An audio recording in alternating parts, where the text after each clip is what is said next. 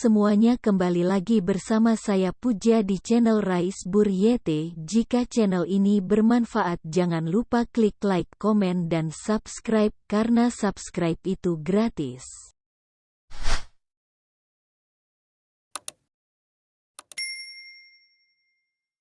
Banyak teman-teman tuh yang masih coba masuk kelas ibu ya. Selamat datang di kelas ibu. Sebenarnya ini adalah gabungan dari beberapa kelas ya. Jadi ada yang kelas semester 5, ada yang semester 7. Sengaja memang ibu gabungkan hari ini karena ibu akan mengundang satu professional person, orang yang udah emang kerja di profesional yang akan mencoba men-share pengalamannya bekerja di corporate besar gitu ya, the big company, quite a big company yang akan men-share teman-teman cerita bagaimana sih tentang e-business itu. Karena memang dua mata kuliah yang ibu ajar, tentang satu lagi layanan bisnis ya kalau nggak salah ya, layanan bisnis, sama satu lagi e-business ya. Nah, dan satu lagi ada di sini mahasiswanya Pak Dr. Deo yang tentang manajerial ekonomi ya. Selamat datang, perkenalkan nama Ibu Dwi Puspitasari ya teman-teman.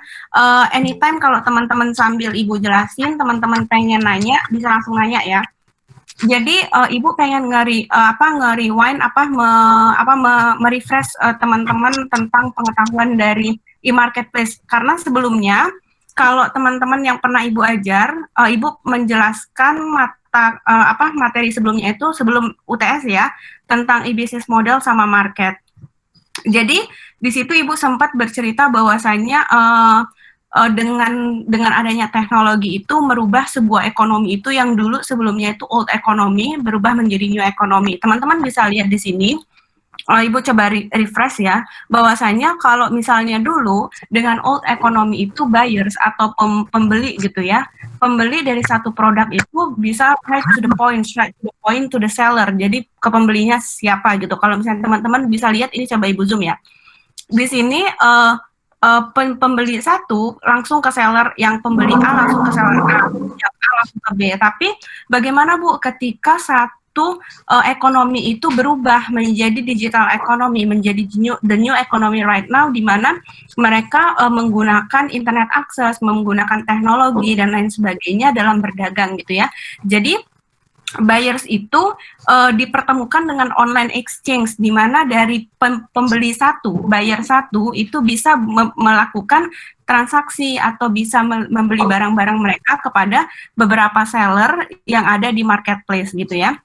Jadi kalau misalnya teman-teman yang dari kelas ekonomi manajerial mungkin belum tahu sebenarnya apa sih yang menjadi pondasi atau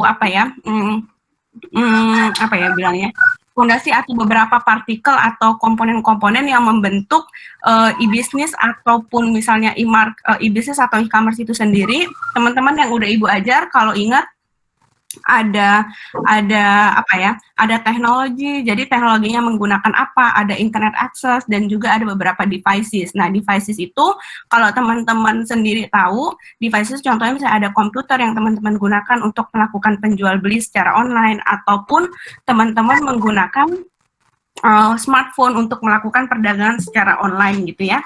Nah, di sini Ibu selalu menjelaskan kepada teman-teman bahwasanya e-business sama e-business sama e-commerce itu adalah two different things. Jadi itu adalah dua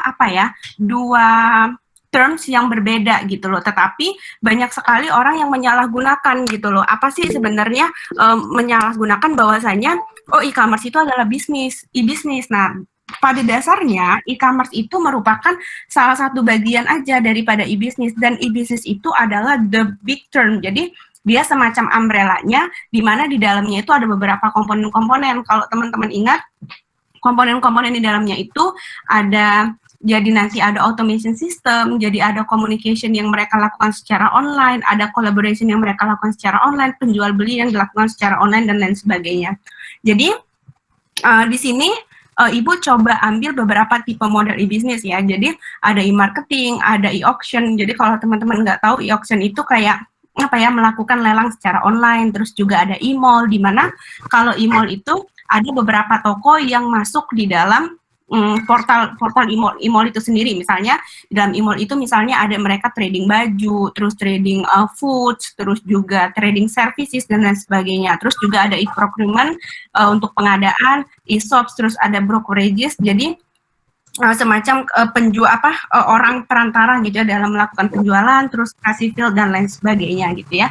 Oke, Ibu nggak mau terlalu panjang untuk menjelaskan ini, jadi di sini Ibu akan mengenalkan ada seseorang yang Ibu kenal gitu ya, yang telah bekerja di satu company di Amerika Serikat, namanya Bapak Dimas. Bapak Dimas ini adalah seseorang praktisi gitu ya, yang bekerja di namanya Tomoli Corporation. Itu adalah salah satu company yang ada di Boston, Amerika Serikat, dan beliau itu sudah cukup lama bekerja di situ sebagai salah satu manajer di company tersebut. Nah, beliau akan bercerita bagaimana sebuah bisnis di perusahaan tempat beliau itu bekerja running atau berjalan gitu ya. Jadi untuk Bapak Dimas boleh masuk dan boleh share screen sekarang. Baik, Bu Dwi. Bentar.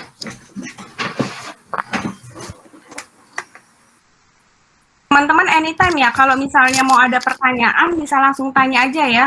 Kalau di kelas Ibu, untuk teman-teman ekonomi manajerial, kalau di kelas Ibu, kalau misalnya mau ada pertanyaan langsung aja tanya, Bu saya mau tanya gitu. Jadi kita open question aja, jangan ragu, jangan takut, santai aja gitu ya. Oke, Bapak Dimas boleh share screen-nya? Saya off dulu ya sebentar.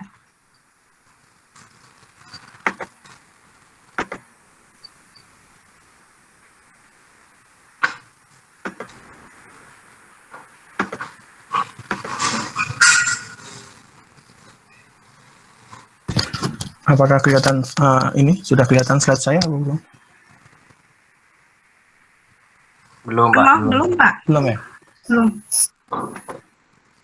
Teman-teman, seperti yang Ibu janjikan ya, nanti jadi minggu depan juga Ibu akan mengundang Direktur Program Pascasarjana di Universitas Bina Insight untuk bercerita tentang e-bisnis juga. Jadi kenapa Ibu mengundang beberapa orang yang Ibu merasa mereka itu merupakan seorang praktisi, sehingga jadi teman-teman tahu bukan hanya dari segi teori aja yang Ibu jelaskan di kelas e-bisnis ini, tapi juga Ibu menjelaskan tentang menjelaskan dari sisi praktisinya seperti apa gitu ya. Oke, Bapak Dimas, ini udah jelas, bisa mulai deh sekarang. Oh ya. Assalamualaikum warahmatullahi wabarakatuh. Waalaikumsalam warahmatullahi wabarakatuh. Waalaikumsalam warahmatullahi wabarakatuh. Kalau mau tanya bisa langsung tanya. Iya. Ini dibikin santai aja. Jadi kalau teman-teman ada yang mau nggak jelas atau ingin bertanya, silakan untuk men-stop saya. Seperti dijelaskan Bu Dwi tadi, saya dari Indonesia, ya, sedang menempuh S2 di Boston, di Johnson Wales University, dan sembari kuliah saya juga bekerja di Tomoli Incorporation sebagai manager. S1 saya di ilmu komputer UGM. Ini teman-teman jurusan apa ya? Sistem informasi atau ilmu komputer? Sistem informasi, Pak. Sistem informasi, oke. Jadi ada pernah dikenalin sama dengan sejarah internet dan sebagainya gitu ya, jaringan komputer. Bapak Dimas izin, jadi ini ada ada beberapa kelas ini yang gabung dari jurusan manajemen ya teman-teman ya, di bawah Bapak Pak Deo ya kalau nggak salah ya. Iya. Kalau yang betul ya. Oke, sorry ya teman-teman yang dari kelas jurusan manajemen, kalau mau bertanya langsung tanya aja, santai aja, kita sharing aja. Maksudnya kita sambil sharing, sambil diskusi, sambil jadi transfer knowledge-nya enak gitu ya teman-teman ya. Silakan lanjut Pak. Oke, Bu. Oke. Ya. Langsung saja ini. Sebelumnya saya juga dulu S1 belajar manajemen proyek, tapi belum belajar e-business, tapi ya ini dicoba aja. Bismillah. Ini mungkin di pertemuan sebelumnya mungkin Ibu Dwi mungkin sudah menjelaskan, jadi ya untuk lebih mengingatkan lagi, Pertama, apa itu sejarah e-bisnis? Seperti kita ketahui, e-bisnis hadir tidak terpengaruh oleh web teknologi, yaitu adanya penetrasi teknologi di website. Jadi adanya HTML, CSS, PHP, JavaScript, MySQL, kemudian internet broadband. Jadi kecepatan internet juga itu salah satu komponen di e-bisnis.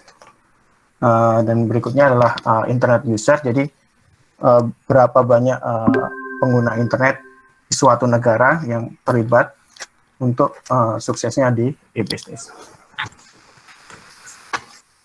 Ya, di slide berikutnya ini saya akan menjelaskan jadi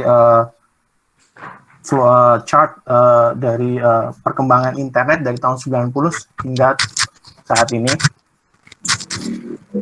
Kalau kalian adik-adik tahu, teman-teman tahu, jadi awal dari internet itu di tahun 90, bukan internet, sejarah dari website, web teknologi di tahun 90 yang pertama kali dicetuskan sama Berners-Lee, bapak internet, bapak web kalau disebutnya, yaitu pertama kali dikenalkannya bahasa markup language yaitu HTML. Pasti udah banyak yang dengar juga HTML. Pada awalnya hanya statis, jadi pada saat itu ilmuwan di Swiss, Geneva kalau tidak salah, bersaling tukar dokumen menggunakan teknologi HTML tersebut untuk saling berbagi dalam perkembangan research. Jadi awal mulanya web teknologi ini tercipta. Lalu di tahun-tahun berikutnya mulai ya ada yang dinamakan bukan revolusi tapi perubahan dari teknologi web tersebut menjadi dynamic web. Apa itu dynamic web? Yaitu di mana yang sebelumnya hanya statis, jadi kalau hanya website yang tidak bisa dirubah-rubah gitu, sekarang sudah bisa dirubah dengan istilah CRUD, yaitu create, read, update, delete. Itu adalah proses yang terjadi di cloud, apa yang dimana nanti si kreator web dia bisa mengubah di konten tanpa harus merubah di source code-nya. Jadi dan read, jadi semua orang bisa melihat, update data atau delete. Dan di tahun-tahun ini awal dari e-bisnis mulai di mungkin pada saat itu istilahnya masih e-commerce, karena awalnya e-commerce di tahun-tahun 94 Amazon pertama kali didirikan sama Jeff Bezos. Itu istilah-istilah yang ada e-commerce, jadi jual beli goods di internet menggunakan web teknologi yang sudah bisa CRUD tersebut, create, read, update tersebut. Dan perkembangan berikutnya sekarang ada yang mencanangkan bahwa teknologi internet ke depannya akan menjadi distributed system yang digunakan Bitcoin, ataupun kalau teman-teman tahu sekarang Facebook mengenalkan Metaverse, Microsoft mengenalkan MERS, yaitu teknologi augmented reality. Jadi perkembangan berikutnya masih luas yang ada terjadi di web teknologi. Lalu saya cuma ingin menjelaskan bagaimana e-bisnis di Amerika tumbuh pesat atau sangat maju. Seperti kita tahu, Amerika memiliki infrastruktur yang sudah maju dari awal tahun 70-an, yaitu digunakan military defense untuk research. Jadi sudah banyak koneksi-koneksi internet antar state. Jadi untuk berkembangnya internet infrastruktur lebih mudah.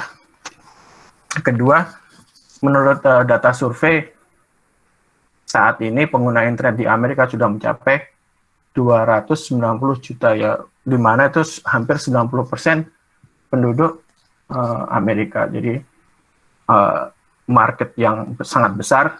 Ibaratnya kalau kita bagi 2 aja 150 juta, dan orang spend uang kayak $10 kan sudah berapa billion uang berputar di internet. Berikutnya Silicon Valley. Jadi di sini ada diciptakannya suatu daerah yang terdapat banyak startup company dan juga investor. Jadi capital ini manajemen yang dia biasanya sebagai investor awal dari startup tersebut berada di satu lokasi. Jadi tumbuh kembang pesatnya startup akan semakin signifikan apabila di lingkungan yang sama. Itu juga saya pernah dengar bahwa Bapak Jokowi juga ingin menciptakan Silicon Valley, tapi belum tahu beritanya kelanjutannya, tapi di Jawa Barat saya pernah dengar. Keempat yaitu consumer right.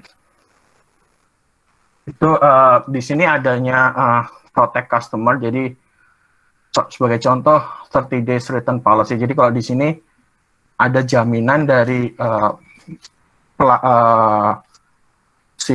penjual bahwa barang apapun asal kondisinya masih bagus bisa dikembalikan selama 30 hari. Jadi di sini konsumen merasa nyaman dalam bertransaksi di online karena ada jaminan dari policy di sini. Saya juga pernah punya pengalaman tuh, saya beli kayak iPad-nya kejatuhan, jadi kesalahan saya sendiri, tapi screen-nya tidak rusak, cuma karena kena benda keras, jadi screen dalamnya rusak. Saya klaim kalau ini terjadi kerusakan sebelum 30 hari, dan pihak Amazon mengembalikan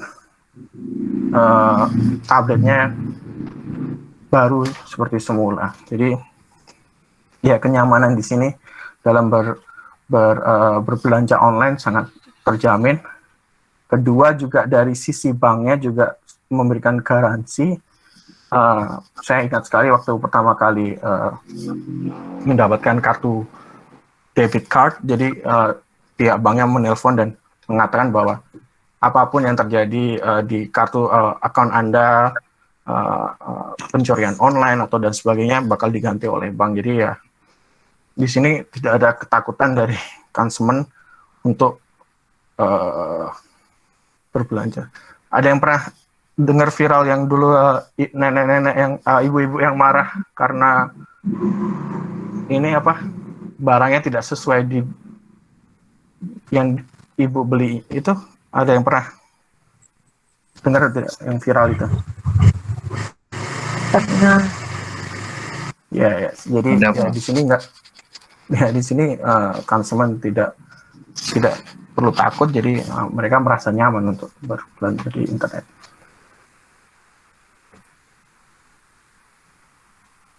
Ini e-business versus e-commerce. Jadi sama seperti yang dijelaskan sama Bu Dwi. Jadi kenapa e-business itu ada? Karena pada saat itu internet hanya peluang dari online bisnis hanyalah menjual barang good. Jadi kayak Amazon pada saat itu buku, mungkin Priceline pada saat itu menjual tiket pesawat dan sebagainya. Jadi istilah yang awal digunakan tuh hanya e-commerce, tapi berkembang berikutnya tidak hanya dari menjual barang yang menjadi peluang di online, jadi ada istilah e-business.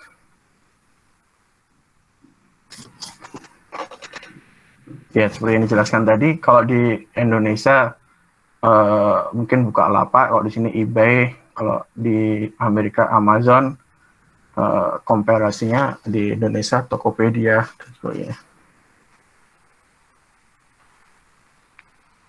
Nah, di sini saya akan menjelaskan bagaimana proses transformasi dari Amazon yang sebelumnya hanya e-commerce berubah menjadi e-business.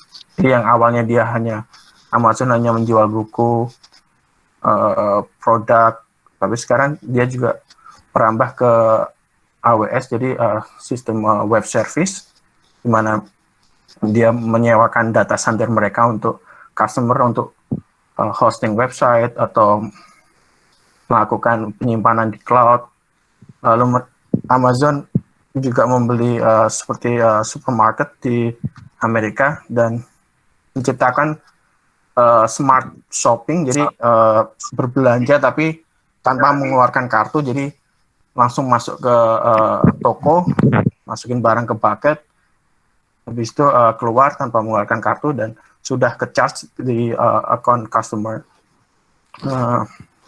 Walmart dan Target itu awalnya kalau di Indonesia mungkin kayak Matahari atau Giant, yaitu yang sebelumnya mereka adalah retailer konvensional, berubah karena beradaptasi dengan cepatnya penetrasi di dunia internet. Jadi mereka merubah bisnis modelnya, mereka jadi beradaptasi, tetap menjual di toko-toko, tapi juga beralih ke internet. Jadi dia meluncurkan kayak misalnya kalau Walmart, walmart.com dan target.com. Jadi mereka dalam proses bertransformasi, mereka sudah memiliki keunggulan di mana mereka sudah memiliki gudang-gudang yang tersebar di berbagai kota dan sistem supply chain yang bagus. Jadi proses transformasi Walmart ke Target, Walmart dan Target dari konvensional untuk adaptasi ke bisnis sangat smooth sekali. Jadi bisa dikatakan sukses juga. Tapi saya melihat Matahari juga melakukan hal sama, tapi bagi saya juga tidak se-smooth yang terjadi di Walmart dan Target, karena kalau melihat ranking dari e-commerce yang di Indonesia, kayaknya Matahari.com tidak termasuk yang teratas. Jadi itulah parameter yang mungkin saya kira transformasi dari Matahari dari yang konvensional ke bisnis belum cukup berhasil. Lalu AirAsia itu yang awalnya model bisnisnya hanya transportasi udara, yaitu pesawat, berubah menjadi aplikasi yang apa saja. Ini contoh websitenya. Jadi tidak hanya menjual tiket pesawat, mereka juga sekarang seperti kayak Gojek, jadi dia ada layanan makanan, layanan antar, dan sebagainya. Jadi AirAsia merupakan salah satu perusahaan yang melakukan transisi besar-besaran dari konvensional ke e-bisnis.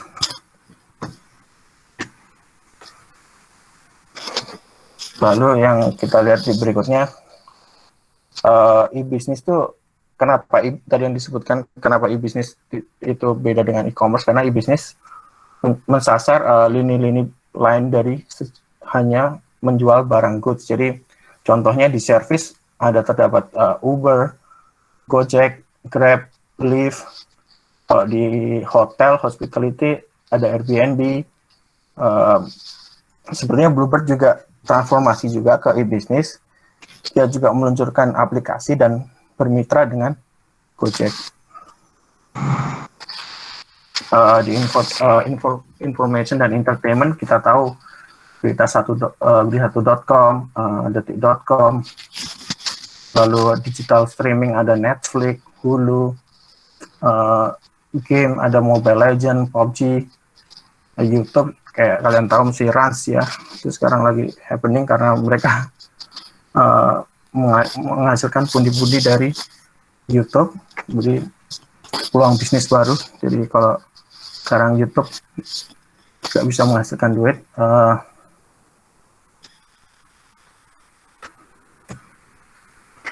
ya sekarang lanjut ke ini yang relate dengan yang diceritakan Bu Dwi ya. Jadi saya kerja di Tomolin Corporation. Jadi ya perusahaan yang ada di Boston, Massachusetts, yang awalnya hanya berupa salah satu restoran, tapi tumbuh berkembang juga di bidang properties, farm, yaitu pertanian, legal marijuana. Jadi di Amerika Anda sudah tahu kalau di sini kan legal kalau marijuana, jadi tapi untuk kesehatan, jadi yang punya surat sakit atau apapun bisa. Bapak Dimas, izin sebentar. Teman-teman, marijuana itu adalah ganja ya. Jadi kalau di Amerika Serikat, sebagai informasi, ganja itu legal at certain point ya Pak ya, kalau nggak salah ya. Ya, tergantung ini apa namanya. Harus ada syarat medikal yang terpenuhi. Oke, boleh lanjut Pak. Terima kasih. Lalu proses e-bisnis apa yang terjadi di restoran yang tempat saya bekerja? Dari sisi website, kita menggunakan jasa Wix. Jadi dari building websitenya, dari proses reservasi. Jadi ada proses reservasi. Jadi si customer bisa book reservation untuk di tempat restoran tersebut. Lalu kita menggunakan post kalau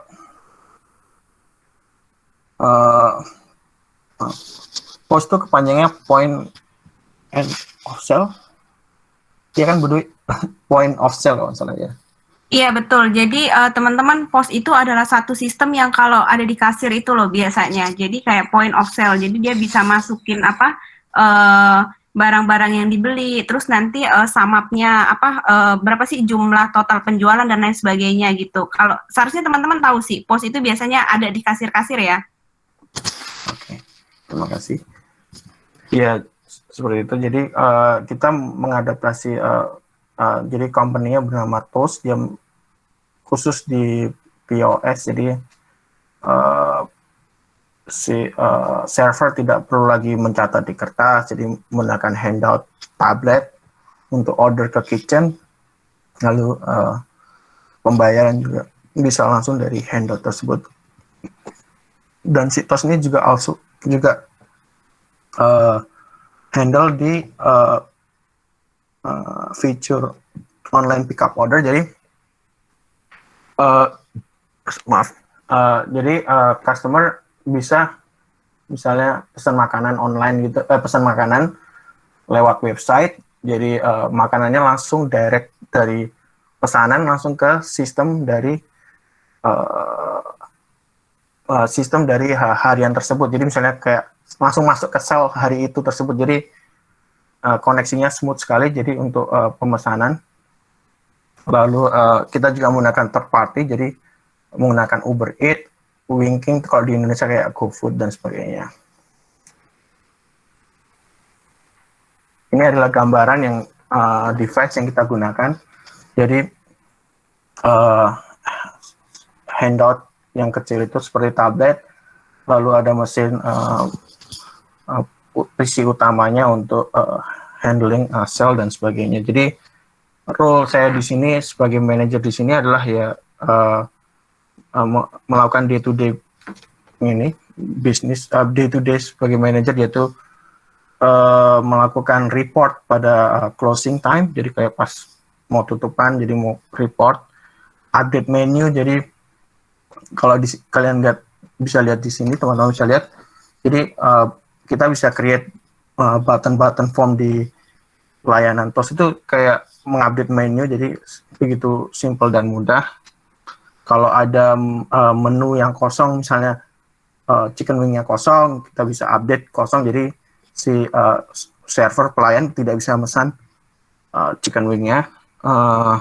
Void transaction, jadi kalau ada kesalahan, jadi saya harus nge-void transaction. Terus role saya berikutnya juga melakukan inventory, jadi melakukan list input data di online, apa aja yang kosong dan sebagainya. Lalu setting the handout, jadi kayak setting tabletnya. Kalau sebelum mulai, jadi karena tempat saya bekerja ada berbagai section, jadi kayak ada yang di patio, ada yang di dalam, ada di lantai 2. Jadi pastikan bahwa handoutnya tuh sesuai settingannya dengan tempat si pelayan itu bekerja. Lalu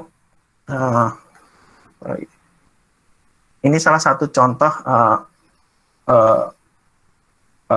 restoran yang ada di New Jersey. Jadi hampir tempat saya bekerja juga hampir menerapkan, tapi tidak seperti yang digambar ini. Kalau digambar ini handout di tempat meja-meja. Jadi kalau di tempat saya sebelum pandemi mau dikembangkan, jadi seperti kayak QR code. Jadi customer pesan scan di QR code, lalu pesan makanan langsung di handphone dan pembayaran langsung di handphone. Sama seperti yang digambar ini juga, pengunjung cuma langsung masukkan kartu di tablet, pesan makanan di tablet dan sebagainya, dan makanan langsung datang. Jadi itu salah satu contoh. Sebelumnya kalau saya kecepatan, ada yang mau bertanya, silakan.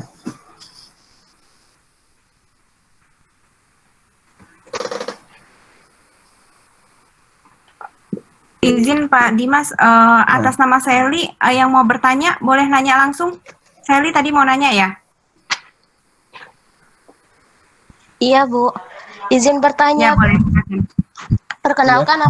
Perkenalkan nama saya Sally Nadia Effendi dari Prodi Sistem Informasi semester 5. Tadi di materi Bapak kan membahas banyak e-commerce yang sudah berubah menjadi e-bisnis. Namun bisa kami sebagai pemula langsung membuka e-bisnis tanpa berawal dari e-commerce. Terus ada nggak sih Pak tips and trick untuk kami sebagai pemula untuk baru membuka e-bisnis? Baik, terima kasih Pak. Baik, sebentar Pak Dimas. Sebelumnya saya ingin menyapa dulu ada Bapak Dr. Deo Rimbano. Bapak boleh sapa dulu teman-teman di sini, murid-muridnya. Halo Bapak Deo. Baik, terima kasih Ibu Dwi.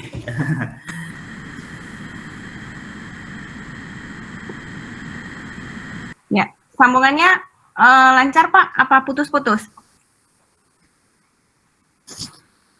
Kayaknya ada masalah gangguan koneksi ya kayaknya Pak Deo.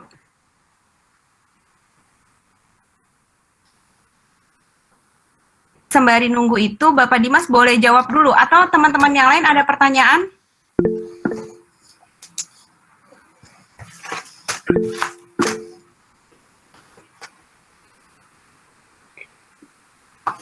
Bapak Dimas boleh dijawab dulu, atau teman-teman yang lain yang mau bertanya? Tes, Assalamualaikum Bu Dwi. Oh, waalaikumsalam Pak Deo. Sehat, alhamdulillah. Jauhnya di Amerika, jauhnya di USA. Mas Dimas sehat, Pak Dimas? Alhamdulillah sehat Pak Deo. Nah, alhamdulillah sehat. Oke, Ini ada yang banyak bertanya nih kayaknya Pak Deo. Nih banyak banget yang mau bertanya. Sabar ya Pak Dimas, satu-satu ya. Gimana Pak Dimas, mau ditampung semua atau mau tanya jawab boleh? Izin Bu Dwi. Izin yang pertama tadi. Ya gimana Pak Deo? Izin Bu Dwi, Pak Dimas, saya mungkin sebentar lagi live karena ada kelas pasca. Oh iya. Jadi makasih ya Pak Deo. Ya, jadi adik mahasiswa tolong diikuti sampai selesai. Ini materinya sangat baik, saya lihat seperti itu ya. Dan dosen-dosen kita ini live dari USA atau Amerika untuk memberi materi, jadi sangat berharga untuk kalian semua ilmunya ya, seperti itu. Oke.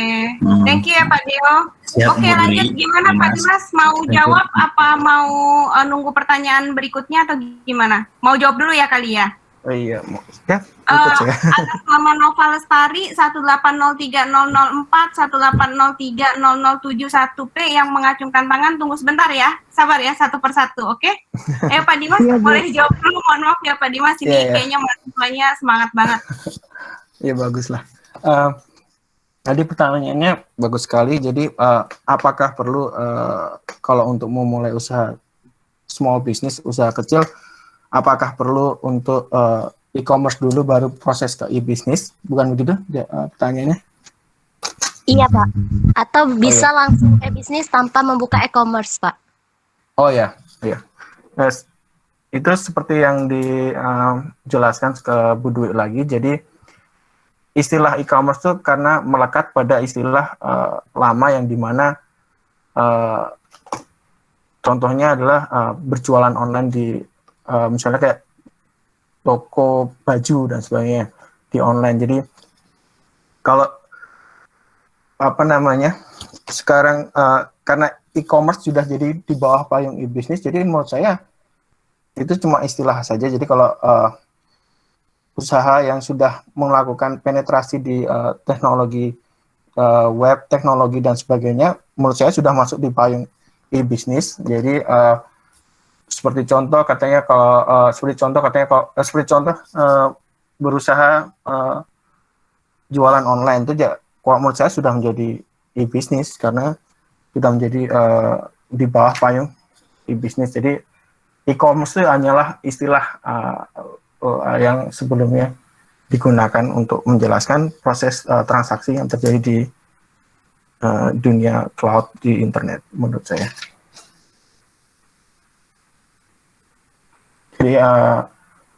Jadi cuma istilah saja.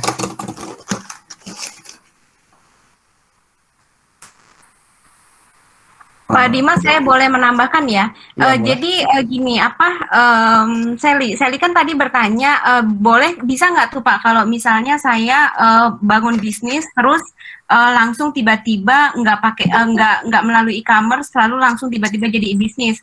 Nampaknya sulit ya untuk itu. Bukannya sulit gimana ya? Tapi seperti yang Bu Dwi jelaskan, jadi komponen dari e-bisnis itu apa dulu? Maksudnya? Ya betul. Apakah hanya contohnya yang di tempat saya bekerja, contohnya langsung menggunakan third party seperti Gojek, apakah itu bisa dikatakan e-bisnis? Ataukah hanya menampilkan layanan di online itu juga langsung sudah masuk e-bisnis? Ataukah masih e-commerce? Jadi saya juga masih terpaku di definisi tersebut. Jadi gini, kayaknya sepertinya gini loh Pak Dimas, kalau menurut saya, kalau misalnya kita berbicara e-commerce, ya e-commerce itu merupakan satu piece aja dari e-bisnis itu sendiri, karena kan pada dasarnya kalau e-bisnis itu kan merupakan gabungan dari beberapa proses yang di-running secara elektronik, misalnya ada pembelian dan penjualan secara elektronik, sedangkan kalau e-commerce itu merupakan sell side dari e-commerce-nya itu sendiri, misalnya sell side dari penjualan secara elektronik, terus juga pembelian secara elektronik, sedangkan kalau e-bisnis itu lebih ke holistik, lebih besar lagi gitu cangkupannya. Jadi ada pengadaan barang secara elektronik, terus juga ada layanan pelanggan secara elektronik, terus juga ada transaksi yang aman gitu ya, secure transaction, terus juga ada otomisasi proses, terus juga ada juga misalnya contohnya kolaborasi secara elektronik. Jadi kayaknya beberapa komponen itu dulu terpenuhin baru bisa dikatakan sebagai a huge company sehingga dia bisa dikatakan running sebagai e-bisnis. Contohnya nih, sepertinya gini Pak, kalau misalnya contohnya kita ambil di Amerika itu kan ada Amazon ya. Nah, kalau Amazon itu kan bisa kita katakan bukan hanya e-commerce lagi kan, berarti dia udah going to the next level yang dinamakan e-bisnis gitu Pak. Karena kan dia seperti shipping systemnya dia itu udah punya, di dalam company-nya itu ada sistem shippingnya secara shipping yang tidak menggunakan third party lagi gitu loh. Sedangkan banyak sekali e-commerce di Indonesia seperti kayak Tokopedia, Bukalapak dan lain sebagainya itu masih kita kategorikan sebagai e-commerce karena belum mereka masih menggunakan the third party sebagai jasa pengirimannya. Sedangkan kalau Amazon, kayaknya sepertinya Amazon ada Amazon Prime ya Pak ya. Maksudnya dia another section dari company-nya itu untuk menjual barang-barangnya gitu. Betul gitu ya Pak ya? Seharusnya gitu kan ya? Atau Benar, Bapak ingin menambahkan lagi? Ya, sebenarnya cukup. Jadi yang dijelaskan Bu Dwi mungkin benar. Jadi untuk menjawab pertanyaan tadi Mbak Sally ya, jadi mungkin kalau proses ke e-bisnis ya harus melalui e-commerce dulu, begitu berarti Bu Dwi? Iya, kurang lebih tahapannya seperti itu dulu. Jadi mereka melakukan penjualan, pembelian secara online. Nanti setelah itu mereka membutuhkan suatu otomisasi secara online, terus juga membutuhkan kolaborasi secara online, terus juga melakukan layanan secara online, terus juga nanti juga ada terbangunlah infrastruktur EDI, elektronik data exchange dan lain sebagainya gitu. Jadi kalau misalnya katakanlah Sally punya satu store-nya tadi offline ya gitu ya, punya satu toko kebaya di Lubuk Linggau. Nah, nanti toko kebaya Sally tadi going online dengan membutuhkan dengan membangun beberapa infrastruktur. Kalau Sally ingat di materi sebelumnya Ibu pernah menjelaskan infrastruktur yang membangun sebuah e-bisnis atau e-commerce itu kan ada devices, alat-alatnya yang digunakan apa aja, ada komputer, misalnya juga ada smartphone, ada tablet dan lain sebagainya. Lalu dibangun dikoneksikan antara satu device to another device dengan menggunakan internet, dengan menggunakan jaringan internet. Nah, selain itu juga nanti komunikasinya dilakukan secara online. Nah, katakanlah, dan ada satu lagi poin kalau teman-teman masih ingat, satu programming language. Jadi bahasa pemrograman ini sangat digunakan untuk membangun satu sistem online. Nah, contohnya misalnya kita membutuhkan seorang programmer yang bisa PHP, HTML dan lain sebagainya untuk membangun website toko kebayanya punya Sally tadi kan. Nah, setelah dibangun nanti Sally dengan bergulirnya waktu Sally membutuhkan misalnya oh iya ternyata saya membutuhkan orang yang akan melakukan shipping nih gitu, atau misalnya membutuhkan the third party untuk memastikan bahwasannya sistem pembayaran online melalui platform atau website yang Sally milikin tadi terjamin gitu loh. Itu yang dibilang secure transaction. Nah, itu merupakan salah satu komponen dari e-bisnis itu sendiri. Nah, ketika nanti istilahnya itu blok-blok ini terpenuhi untuk dari bisnis Sally tadi untuk dikatakan sebagai e-bisnis gitu ya, barulah nanti Sally bisa menyatakan bahwasanya oh my company is going to e-bisnis karena udah memenuhi beberapa persyaratan-persyaratan yang ada gitu. Seharusnya gitu sih. Oke, Sally, apakah ada yang mau ditanya lagi atau udah cukup? Cukup, Bu. Cukup. Terus teman-teman yang lain yang mau bertanya, nih ada pertanyaan dari Bapak Dimas, ada pertanyaan dari Dewi Natasha. Assalamualaikum Bapak, izin bertanya ke Bapak, dalam pengalaman Bapak dalam membuat e-bisnis apa yang harus kita perhatikan saat menyiapkan rencana bisnis, serta tantangan dan masalah apa saja yang mungkin akan dihadapi dalam e-bisnis. Oke, untuk briefing aja ya, Ibu kasih Dewi Natasha, sebelumnya Ibu sempat menjelaskan banyak sekali obstacle atau tantangan yang biasanya dihadapi dalam melakukan e-bisnis, melakukan perdagangan secara online, melakukan kolaborasi secara online. Contohnya, kalau Dewi melihat slide Ibu sebelumnya, contohnya ada culture difference, jadi kayak ada perubahan culture. Contohnya misalnya tadi Sally, kita coba refer deh, Sally punya toko offline. Nah, ketika Sally membangun satu website untuk menjual toko kebayanya tadi, tidak semua orang di dunia mau menggunakan kebaya, karena kan itu merupakan traditional clothes yang ada di Indonesia. Mungkin mereka akan menganggap bahwasanya oh agak aneh nih untuk pakai kebaya gitu loh. Nah, itulah yang merupakan salah satu tantangannya, karena culture akan berbeda gitu loh. Tetapi akan beda ketika Sally tadi mempunyai toko offline yang hanya yang ada di Lubuk Linggau aja, karena kan Lubuk Linggau kapasitasnya masih dalam Indonesia gitu ya, masih dalam ruang lingkup Indonesia, sehingga pakaian kita sama gitu loh, tipe pakaian yang digunakan sama dan lain sebagainya. Nah, ketika kita sudah memberanikan diri untuk meletakkan barang dagangan kita itu secara online menggunakan internet di platform-platform yang ada, baik itu platform e-commerce atau kita membangun website untuk dagangan kita sendiri gitu ya, berarti kita udah harus ready dengan beberapa tantangan-tantangan yang ada secara global gitu. Terus juga Ibu sempat menjelaskan ada currency, terus juga time difference. The other thing itu juga adalah koneksi internet. Nah, kalau teman-teman ingat, Ibu sempat menjelaskan bahwasanya salah satu program yang akan dilakukan oleh pemerintah dari Kementerian Kominfo itu akan dibangunnya satu palaparing. Jadi palaparing itu akan memastikan bahwasanya internet connectivity dari Sabang sampai Merauke itu rata gitu di Indonesia. Nah, tapi selama ini teman-teman bisa bayangin kalau misalnya kayak teman-teman aja di Lubuk Linggau kan kadang sering putus-putus koneksinya dan lain sebagainya. Sedangkan Ibu misalnya yang tinggal di Jakarta punya koneksi yang stabil dibandingin teman-teman gitu, dan sering banget pada saat malam-malam Ibu ngajar teman-teman mati lampu dan lain sebagainya gitu. Nah, itu merupakan salah satu challenge-nya, merupakan salah satu hambatan, obstacle yang teman-teman harus atau akan dihadapi gitu pada saat teman-teman menjual barang dagangannya melalui internet atau misalnya melakukan bisnis secara online dan lain sebagainya. Nah, tapi kalau misalnya dari pengalaman Pak Dimas, boleh Bapak Dimas menjawab ya, itu hanya secara general dari ilmunya Ibu jelasin seperti itu ya. Pak Dimas boleh jawab kalau untuk bagian itu.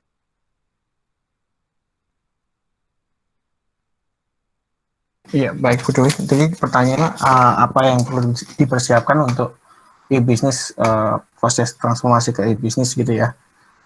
Jadi ya harus dilihat dulu bisnis apa dulu yang mau terlibat, research dulu, study research target market. Jadi kalau misalnya tadi yang dijelaskan Bu Dwi, jadi kalau misalnya mau jualan kebaya dan sebagainya, pastikan dulu apakah di daerah yang akan dimulai untuk bisnis tersebut ada market yang ada, lalu persiapkan di marketingnya juga, jadi mungkin bisa menggunakan sosial media dan sebagainya. Jadi menurut saya research dulu lebih penting untuk menyiapkan e-bisnis, lalu juga persiapan berikutnya adalah bagaimana tadi yang dijelaskan juga. Jadi menyiapkan website yang bagus dan sebagainya kalau misalnya untuk berjualan barang. Jadi kalau lalu tantangannya ya seperti Ibu Dwi juga jelaskan. Jadi mungkin apakah internetnya itu kecepatannya sesuai, jadi tidak ada downtime di website tersebut dan sebagainya. Jadi itu mungkin. Satu lagi Pak, karena sorry Pak Dimas, kayaknya saya ingin menambahkan karena Pak Dimas sempat membahas bahwasanya perusahaan tempat Pak Dimas bekerja itu menjual marijuana ya, jadi katakanlah menjual ganja ya sebagai apa ya? Nah, jadi di sini mungkin kita coba singkirkan sedikit gitu ya dari sisi agama yang mungkin mengatakan bahwasanya ganja itu ilegal atau memang haram gitu ya kalau teman-teman yang muslim di sini, sorry ya. Nah, tapi di sisi itu hukum di tiap negara berbeda-beda. Nah, katakanlah mengkonsumsi ganja di Indonesia itu ya kayaknya sepertinya akan mendapat hukuman gitu ya, penjara, denda dan lain sebagainya. Tetapi di Amerika sendiri untuk ganja itu legal gitu loh. Jadi di sini teman-teman juga harus make sure atau memastikan ketika ingin membangun satu bisnis itu apakah barang yang akan kita jual ataukah layanan yang kita sediakan ataukah layanan atau servis barang atau ilmu atau lain sebagainya akan kita perjualbelikan sebagai goods yang kata Pak Dimas tadi, yang kita perjualbelikan kepada kita sebagai seller kepada customer kita itu legal di satu country itu sendiri, satu negara atau satu tempat gitu loh. Jadi misalnya di company-nya Pak Dimas menjual ganja, ya itu emang boleh gitu loh. Tapi di sisi lain di Indonesia itu nggak boleh gitu loh. Nah, jadi ada beberapa certain law atau hukum-hukum tertentu yang memang harus dipatuhi gitu dalam melakukan bisnis. Paham ya sampai sini Dewi? Nova Lestari ada yang mau ditanya dari tadi mengacungkan tangan? Dewi Natasya apa kabar? Paham ya? Paham. Oke. Nova Lestari mau tanya? Iya Bu, izin bertanya Ya, kepada Bapak Dimas. Saya ingin bertanya, dalam memulai sebuah usaha itu kan, misalkan kita memulai e-commerce, kita kan perlu adanya promosi tuh untuk masyarakat itu tahu adanya produk-produk kita yang kita jual. Nah, di sini saya mau bertanya gimana sih tip and trick-nya gitunya dalam membuat promosi kita itu menjadi lebih dikenal dalam masyarakat dan masyarakat pun nggak merasa bosan gitu dalam ketika melihat iklan produk kita gitu Pak. Terus satu lagi yang saya ingin tanyakan, tadi Bapak sempat menyinggung tentang kita harus tahu dulu apa sih yang diperlukan oleh masyarakat ketika kita menjual produk. Itu saya mau bertanya Pak, caranya gimana sih Pak melakukan survei kepada masyarakat agar kita tuh tahu yang dibutuhkan masyarakat sehingga kita tuh dapat menjual produk yang dibutuhkan oleh masyarakat Bapak. Mungkin itu saja pertanyaan dari saya Bapak. Ya, pertanyaan yang bagus. Meskipun saya juga belum terkecimpung di dunia digital marketing, tapi saya coba untuk menjawab. Jadi bagaimana untuk memasarkan barang itu, ya kan?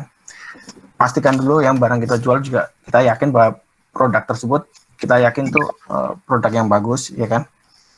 Lalu yang kedua, banyak kita sekarang di internet juga belajar gimana itu digital marketing dan sebagainya. Kalaupun merasa misalnya katakan website, kita bikin website, terus lalu bagaimana website kita tersebut bisa berada di ranking di paling atas di pencarian. Jadi kita harus memastikan search engine optimation-nya itu bagus ya. Search engine optimation-nya memastikan itu bagus, diperlukan juga teknik-teknik tertentu. Jadi itu bisa dipelajari. Kalaupun tidak, itu ada banyak jasanya juga untuk gimana agar website kita tampil teratas. Contohnya toko baju di Linggau, website kita paling atas munculnya di Google. Itu salah satu strategi bagaimana kita akan mengenalkan produk ke consumer. Jadi pastikan website kita berada di page rank 1 di Google pencarian. Lalu untuk pastikan juga untuk promosi, jadi Instagramnya menarik dan sebagainya, itu juga bisa ada ilmunya, bisa dipelajari juga, banyak bukunya. Kalaupun ada modal cukup, ada jasa juga yang bagaimana dia untuk mengolah digital sosial media, marketing dan sebagainya. Lalu tadi yang menjawab pertanyaan kedua, bagaimana produk kita bisa survei ya? Apakah perlu survei untuk memastikan untuk sebelum memulai usaha? Ya, survei-survei tersebut ya bisa banyak caranya juga. Jadi katakan sebagai contoh, saya asli orang Jogja, saya mau katakan mau membuka toko pempek di Jogja gitu kan. Saya harus pastikan dulu kompetitor di Jogja seberapa banyak dan sebagainya. Apakah sudah terlalu banyak pemainnya di situ atau sebagainya. Ataupun kalaupun ada pemainnya, tujuan kita katakan nomor 2 yang sudah salah satu restoran pempek yang terkenal di Jogja. Kedua, pastikan pempek kan juga ini makanan khas Palembang. Apakah di Jogja udah cukup ini mahasiswa yang ada, maksudnya bisa kita cari dari mungkin banyak nih mahasiswa dari kampus ini, dari Sumatera dan sebagainya. Lalu juga apakah turis dari Sumatera itu datang ke Jogja itu banyak, itu mungkin bisa dicari di data-datanya di internet. Itu mungkin jawaban dari saya.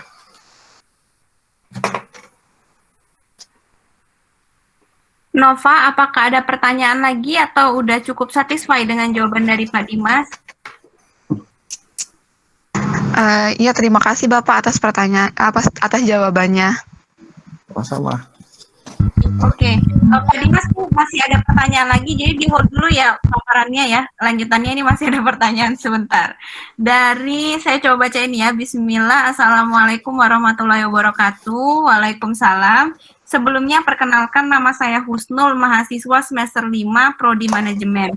Izin bertanya Pak Dimas, di sini saya mau bertanya, ada nggak sih standar teknologi untuk e-commerce, lalu apa penghalang utama untuk melakukan e-commerce?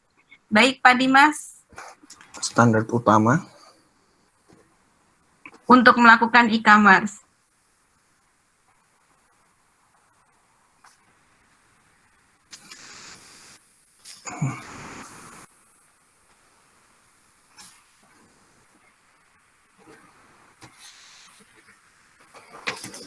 Iya, pertanyaan bagus. Jadi bagi saya standar utama untuk memulai e-commerce yaitu pastikan lagi ini kan kita akan berjualan di online, jadi memastikan lagi kita memiliki website yang menarik. Jadi website tidak hanya menarik, tapi juga kalau yang kalian pernah dengar kan semakin banyak sekarang framework di web development. Jadi kasih contoh seperti JS Bootstrap dan sebagainya yang bisa melakukan itu website, karena kan kita lihat pengguna internet menggunakan media sekarang hampir 50% ke atas mungkin smartphone. Jadi hampir jarang mungkin ya. Kalau yang ya mungkin masih ada, tapi hampir semuanya akses internet adalah di handphone. Jadi ketika develop website, pastikan juga websitenya itu juga akan adapt to smartphone. Jadi itu biasanya udah mengacu teknologi yang web yang saat ini. Jadi ketika web itu diakses ke handphone, sifatnya seperti native app, seperti aplikasi yang terinstall di handphone tersebut. Jadi itu kayak bisa, saya lupa, kayak JavaScript Bootstrap, mungkin pakai apa namanya, aku lupa JavaScript apa, itu juga sudah mulai adaptif ke smartphone. Lalu seperti yang dijelaskan tadi pertanyaan sebelumnya, jadi kalaupun sudah memiliki website yang bagus, pastikan juga kita punya search engine optimization yang bagus. Jadi halaman website kita bakal paling rank teratas di pencarian. Jadi kalau katakan mau berjualan apa, baju atau sebagainya, kita teratas di search engine automation. Lalu mungkin saat ini juga banyak ya, karena kan Shopee, Bukalapak dan sebagainya. Jadi pastikan juga tidak hanya berjualan di satu platform, tapi di berbagai platform dan sebagainya. Lalu halangan menjalankan e-commerce atau apa sih? Iya, halangan dalam menjalankan e-commerce ini Pak seharusnya. Halangan untuk memulai ya biasanya yaitu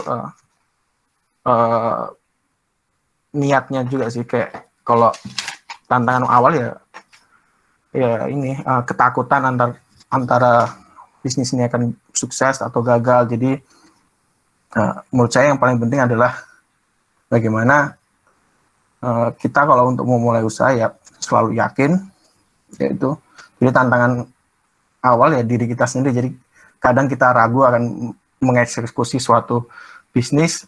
Itu pengalaman pribadi saya. Jadi saya juga dulu pernah mencoba untuk bikin startup bersama teman. Kita sudah di tahap beta version. Jadi kayak udah masih beta, jadi masih belum perfect, tapi sudah fungsinya semua udah berjalan, udah survei ke waktu itu saya mencoba untuk bikin pemesanan book online. Jadi ada di sini yang suka futsal, jadi kalau kendala di dalam futsal kan kita pesen ini ya, booking ya. Jadi saya dan teman saya mencoba untuk membuat layanan untuk booking futsal secara smooth gitu. Sudah sampai pengenalan di tempat futsal, tapi kembali lagi juga karena saya juga di Amerika dan tingkat eksekusinya kita tidak begitu yakin, jadi tidak jalan. Jadi menurut saya yang penting yakin dan jalanin. Mungkin gagal itu adalah resiko bagi saya. Jadi menurut saya itu halangannya. Baik, Pak Dimas, sepertinya nih masih ada yang bertanya, masih mau dijawab dulu apa mau lanjut dulu? Jawab dulu kali ya, daripada kelamaan ya, saya menentukan sendiri. Sebentar, ini kayaknya Hengki deh. Hengki mau nanya apa? 180300004 Hengki ya? Ya Bu, bismillahirrahmanirrahim. Ya, Assalamualaikum warahmatullahi wabarakatuh. Waalaikumsalam warahmatullahi wabarakatuh. Sebelumnya perkenalkan terlebih dahulu ya dari Pak Dimas. Saya Hengki dari Prodi Sistem Informasi semester 7. Saya di sini mau mengajak lebih ke diskusi gitu ya. Dari tadi kan pertanyaan teman-teman gitu tentang bagaimana menjual tren barang, bagaimana menjual tren butik dan sebagainya. Apakah ini juga termasuk pertanyaan ya Pak ya? Apakah dalam sebuah bisnis itu kan tidak hanya menjual barang dan sebagainya. Tadi disinggung juga dari YouTube pun bisa menghasilkan uang gitu. Ya dari YouTube, Instagram dan sebagainya dari gamers pun bisa menghasilkan uang. Apakah itu juga termasuk ranah sebuah bisnis ataukah itu apa gitu kan? Terus ini ada lagi pertanyaan ini. Ada juga sebuah perusahaan itu yang membuka sebuah bisnis gitu ya. Ibarat kata yang saya ketahui kayak gitu kan, ada juga yang bisnisnya secara legal ataupun ada pun secara tidak ilegal gitu kan. Seperti maksudnya seperti itu. Ya, jadi ada yang gini Pak, sebelumnya sudah saya pertanyakan ini sama Bu Dwi, tapi ingin saya pertanyakan lagi kepada kata Ibu Dwi tadi sama fakarnya Pak Dimas gitu kan. Bagaimana yang perusahaan gini Pak, ada yang aplikasi itu dia itu melakukan saham gitu, melakukan saham misalnya penjualan apa sih nggak tahu sih, seperti aplikasi Octave gitu ya, kalau nggak salah Octave. Nah itu juga termasuk kayak third party saham gitu ya, kayak ya itu termasuk bisnis jenis apa, terus apakah itu bisa dipergunakan atau tidak gitu kan. Terus kalau pertanyaan lagi ya Pak ya, terus bagaimana yang maaf nih yang lagi tren sekarang nih bermain judi atau sejenisnya adalah slot gitu Pak ya, itu juga menghasilkan, perusahaan juga menghasilkan uang dan kabarnya juga kita juga menghasilkan uang gitu. Apakah itu termasuk bisnis, apakah itu termasuk yang ilegal atau tidak ilegal, dan itu bisa dipergunakan keyakinannya dan standarnya seperti apa gitu kan. Maksudnya apa sih, saya itu sering bertanya-tanya untuk teman-teman yang bermain slot, dia bisa menghasilkan uang, otomatis yang perusahaan yang melakukan ini ya, otomatis perusahaan yang membuka aplikasi slot ini, dia menghasilkan banyak uang gitu loh, sehingga orang banyak main dan sehingga orang yang bisa main itu ada juga yang mendapatkan uang sekian juta dan juga sekian. Itu jenis perusahaan seperti apa gitu Pak. Sekian dan terima kasih. Itu saja pertanyaan saya Pak, tolong dijawab. Ya, terima kasih, pertanyaan yang menarik. Jadi ya mungkin Banyak juga ya pertanyaan Hengki ya, ngeborong nih Hengki kayaknya. Ayo Pak, tolong dijawab ya satu persatu. Ya, tapi ya seperti yang tadi saya perdebatkan dengan Bu Dwi, jadi e-bisnis ini kalau yang saya mengerti, jadi dia meranah ke semua lini kan, jadi tidak terpaku oleh hanya berjualan goods. Jadi menurut saya, jadi kalaupun apapun yang ada sangkut pautnya dengan penetrasi teknologi yaitu internet dan sebagainya dan dapat menghasilkan uang, kalau bagi saya itu sudah termasuk ranah di e-bisnis. Tapi Bu Dwi mungkin sudah punya standar komponen untuk e-bisnis, tapi ya itu ya seperti yang kita bilang, kalau saya bilang, jadi kalau kita punya kemampuan video editing, lalu bisa membuat video yang bagus di YouTube dan menghasilkan uang dan menghasilkan channel, itu sebagai suatu ranah bisnis baru yang bagi saya yang sekarang bisa dikategorikan e-bisnis, seperti yang ada di Rans Digital atau yang punya si Raditya dan sebagainya. Jadi mereka menghasilkan uang tapi menggunakan third party yaitu YouTube untuk melakukan create content dan menghasilkan uang. Jadi kalau menurut saya itu sudah masuk ke ranah e-bisnis karena sisi dari entertainment ya.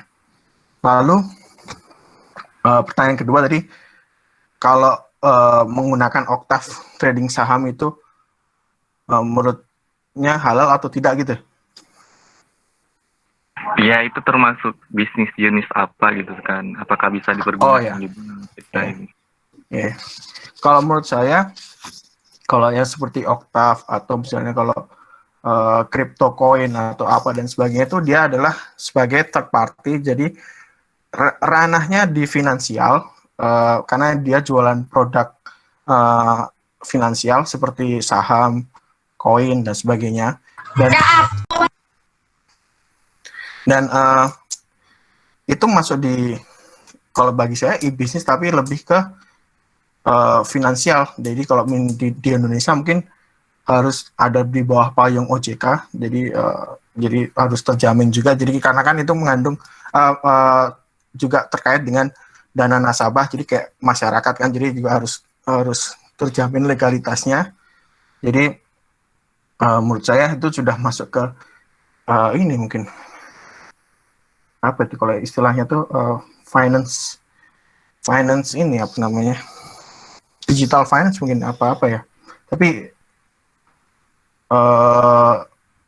ya itu, jadi harus pastikan bahwa udah terafiliasi sama OJK dan sebagainya. Kalau itu masuk ke ranah e-bisnis tapi di sisi finance. Lalu yang ketiga apa, judi taruhan apa judi? Iya gini Pak, ada juga yang apa namanya yang aplikasi sekarang kan yang mesti main slot itu Pak, tahu nggak sih? Tahu kan Pak? Gitu. Saya tahu apa judi bola tapi nggak tahu nih judi slot. Ya sejenis itu lah Pak, mungkin judi online. Judi online. Ya itu kalau di Indonesia jelas itu ilegal karena kan kita tidak ada apa namanya payung hukum untuk berbisnis tersebut. Jadi saya juga barusan kemarin ada teman saya dari Indonesia juga, dia mau bikin mungkin ini juga slot, jadi butuh saya untuk bikinin account. Pas saya tanya account apa, account judi, ya enggak lah, gila. Jadi kan itu kan sudah di sisi saya juga bakal kena di sisi pajaknya, dan itu kedua juga bertentangan dengan keyakinan saya bahwa berjudi itu adalah haram. Jadi ya itu bagi saya.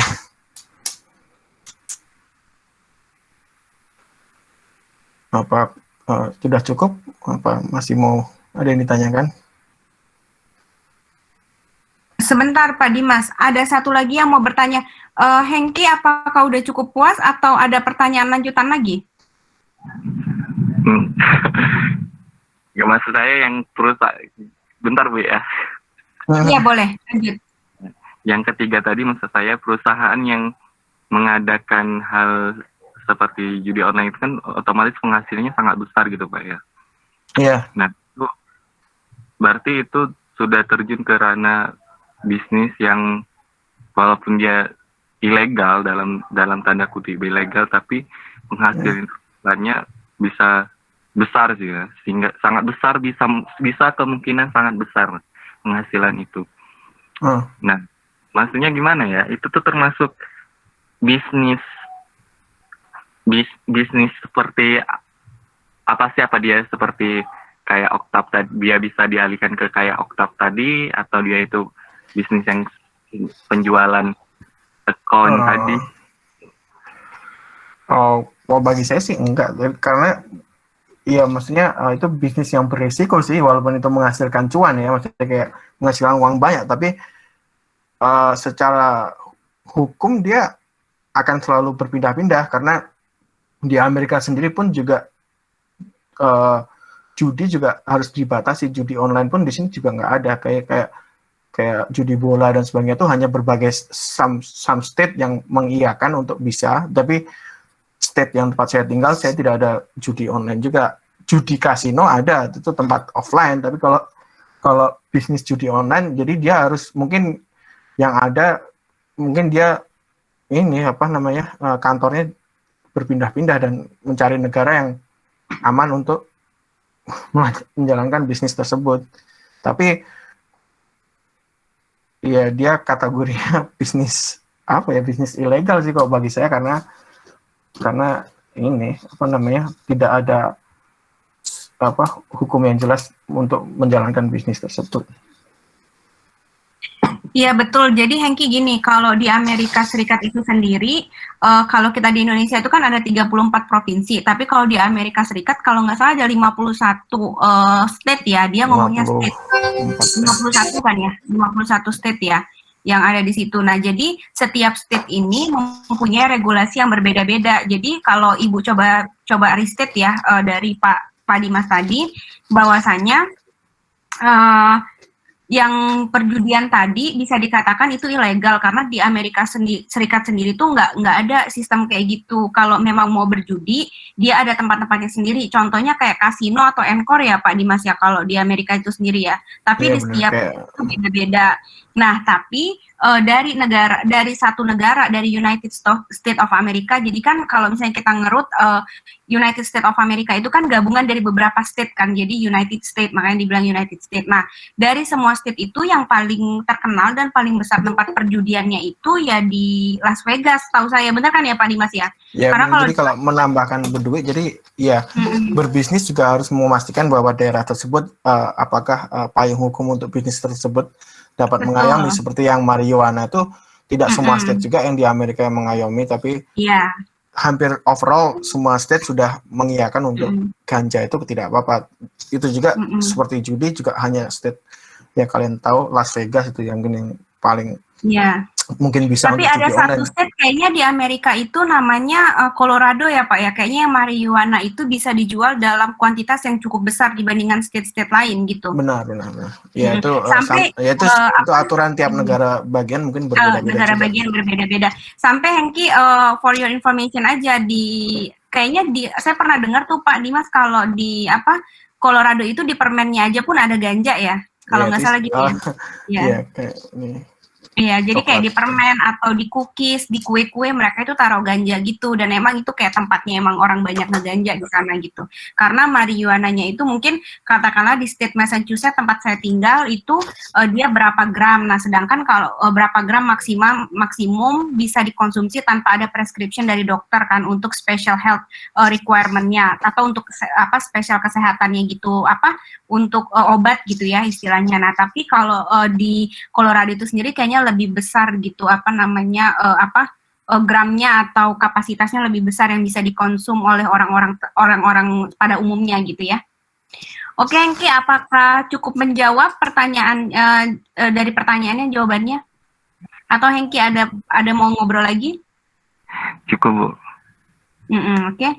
Sorry ya Hengki, jadi banyak case-case-nya yang Ibu pakai itu di US karena emang menurut Ibu ya itu tadi dibilang sama di slide sebelumnya kan dibilang bahwasanya kenapa e-bisnis maupun e-commerce di Amerika itu, di USA itu sendiri maju, berkembang banget, lebih pesat gitu loh. Nah, karena salah satunya itu menurut Ibu dia punya infrastruktur yang sama gitu loh. Jadi infrastruktur internetnya mereka itu istilahnya itu merata gitu dari 51 state yang ada, walaupun ada satu state Hawaii itu di Honolulu kan ibu kotanya ya.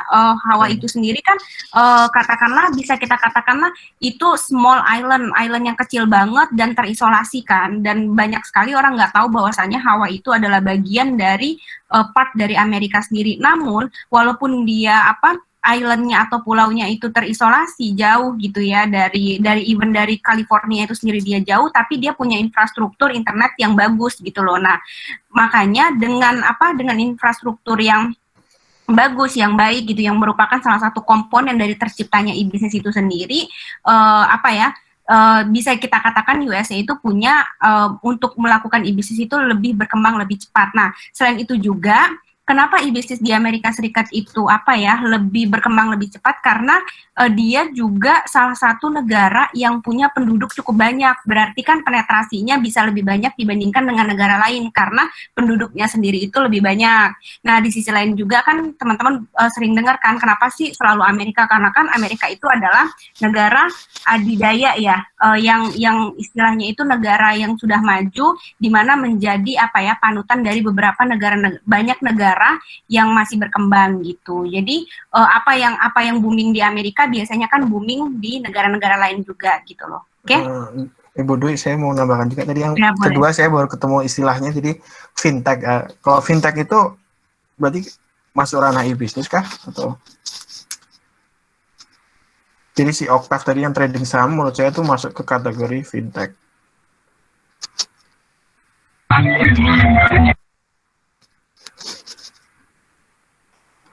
Oh ya, itu Hengki udah dijawab ya. Kayaknya di Indonesia juga ada beberapa fintech company ya seharusnya ya Pak Dimas ya, seharusnya. Kayak salah satunya yang Amarta. Iya Amarta. Teman-teman boleh searching ya Amarta, fintech Amarta. Oke, Hengki, boleh Ibu next to the next question karena ini ada beberapa yang mengacungkan tangan juga. Ya Bu, boleh Bu. Tapi di sana nanti Hengki boleh bertanya ya. Siap, Bu. Kalau ada itu sanggahan. Oke. 1901010172. Boleh Ibu tahu mau tanya apa? Kan udah mengacungkan tangan atau nggak sengaja? Oh, nggak kayaknya. Oke, 1901 nggak ya? Oke, Muhlis Alif Marsuzuki. Mau bertanya apa? Halo Muhlis. Muhlis? Kayaknya Muhlis nggak sengaja kepencet ya? Muhlis? Muhlis Alif Marzuki, kayaknya apa? Si mana ini Muhlis ya? Oke, udah ini nggak sengaja berarti. Oke, sebentar ya. Sebentar Pak Dimas, kayaknya tadi ada yang bertanya. Oh iya nih. Dari Sally izin bertanya lagi Bu. Pak Dimas tadi kan bahas tentang SEO Bu. Kan Sally pernah nanya sama Ibu masalah SEO Bu ya. Nah, kemarin di tempat magang Sally ternyata dibahas Bu, meski kita sudah update website kita sesuai SEO, tapi Bu, website kita juga masih tetap tenggelam. Karena SEO di internet dia lebih ke tahun awal pembuatan website dan seringnya dibuka website itu. Sedangkan kita baru buat website meski sudah diikutkan SEO tapi masih tenggelam website kita. Bagaimana itu Bu? Gimana tuh kira-kira Pak kalau yang tadi hubungannya ke situ? Iya, itu kembali lagi ke apa namanya teknik untuk di SEO-nya tersebut. Jadi kalau saya pun juga nggak ada pengalaman di SEO, tapi mungkin banyak jasa yang mungkin menawarkan untuk menggaransi. Jadi iya, seharusnya gitu sih Pak. Sama aja kalau misalnya kita di medsos itu kan banyak sekali kan sekarang kayak beli followers aja itu bisa banyak banget di marketplace yang bisa kita beli dan kita bayar kan. Nah, sama mungkin seperti ini juga mungkin ada orang-orang yang yang expert di sana dan menawarkan jasanya. Ada satu company atau perusahaan yang menawarkan jasanya untuk membuat satu website tersebut jadi gampang untuk dicari atau ada di search paling atas gitu ya pada saat kita buka Google dan lain sebagainya. Oke, Pak Dimas mau lanjut tadi slide-nya sampai berapa ya Pak? Kayaknya tadi udah Bapak habis ini. kayaknya. Oh, udah habis ya. Teman-teman ada yang mau bertanya lagi?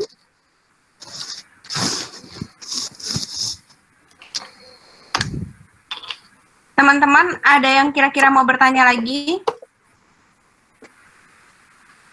Kalau nggak ada, Ibu mau akhirin dulu kelasnya. Teman-teman, halo. Ini masih ada yang menjawab. Halo, ada yang mau bertanya lagi? Resti mau bertanya? Teman-teman dari jurusan manajemen ada yang mau ditanya?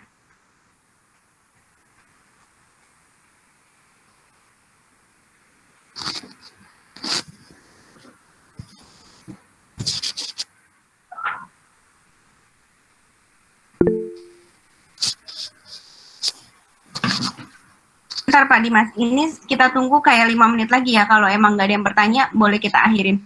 Sebentar, ini kayaknya ada yang raise hand. Sebentar, ini siapa ya raise hand? Oke. Hengki mau bertanya lagi atau mau menambahkan? Boleh, silakan masuk Hengki. Sedikit pertanyaan baru. Pak Dimas ini seorang pengusahawan kan, pengusaha gitu kan. Ini Pak, ingin saya pertanyakan gini, pasti setiap orang membuat perusahaan itu pasti ada titik di mana down gitu Pak, titik di mana turun. Begitu juga bagaimana kita juga berdagang mungkin ya, berjualan dan sebagainya, ada titik di mana down.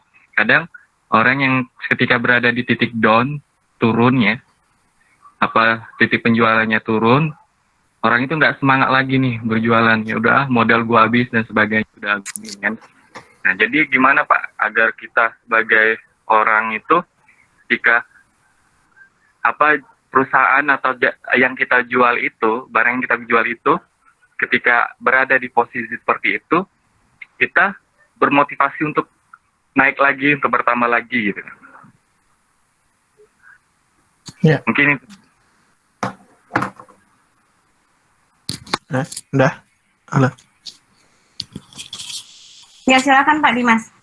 Oh iya, klarifikasi sebelumnya, saya juga bukan pengusaha, saya hanya bekerja di perusahaan orang. Jadi ya, tapi saya mencoba untuk menjawab. Jadi ya itu benar. Jadi istilahnya kalau di apa namanya, suatu bisnis, jadi ada sisi di peaknya, di puncaknya, dan tren berikutnya mungkin itu untuk menurun dan sebagainya. Dan mungkin di situ adalah sisi di mana challenging-nya sebagai menjalankan suatu bisnis dan sebagainya.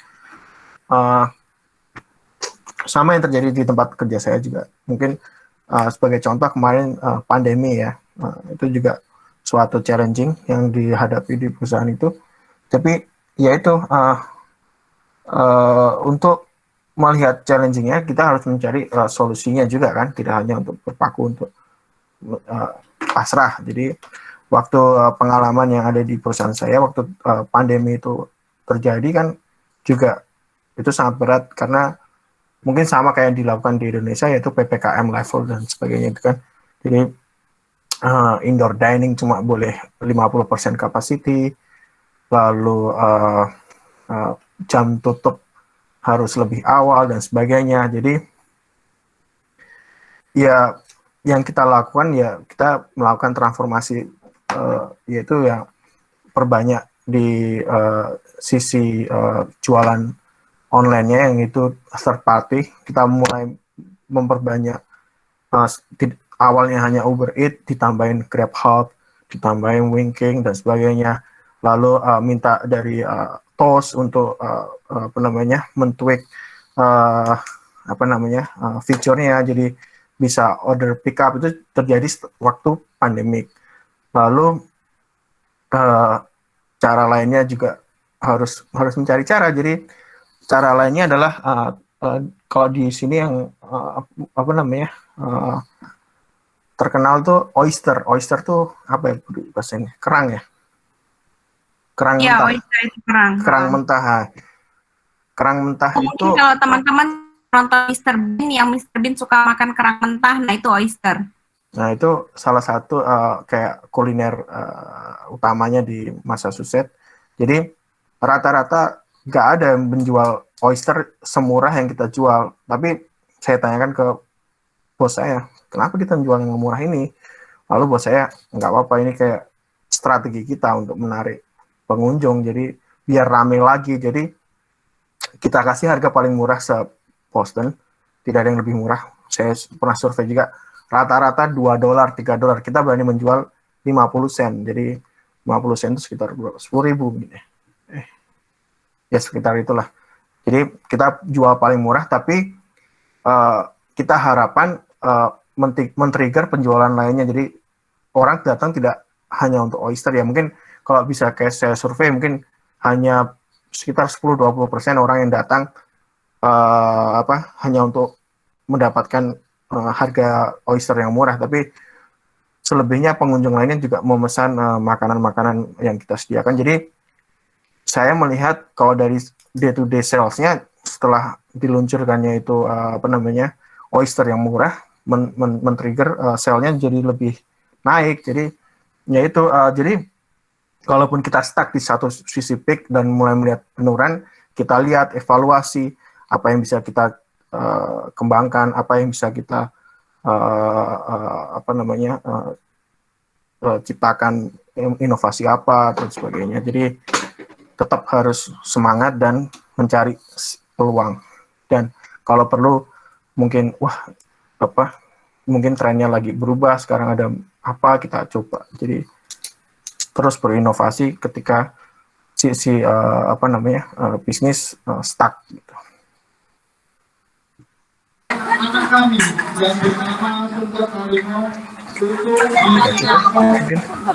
Oke, berikutnya yang mau bertanya.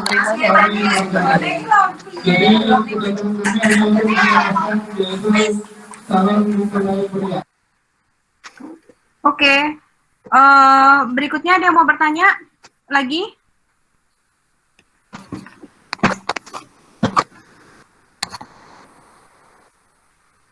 Ibu tunggu, kalau misalnya nggak ada yang bertanya lagi, mau Ibu akhirin nih, teman-teman.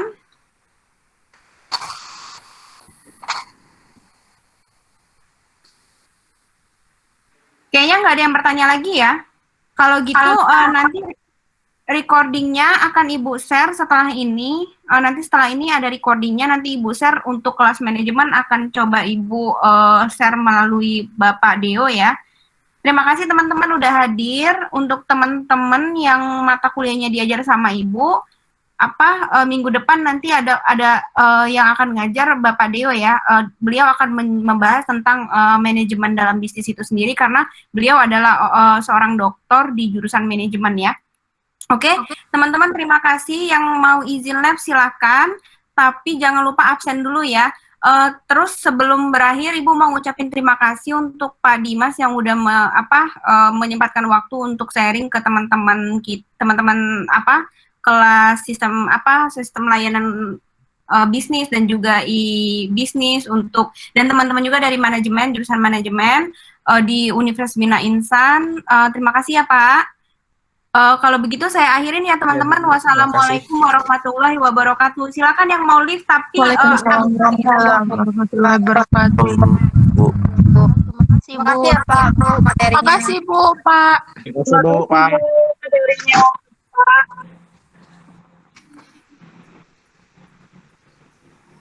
Thank you.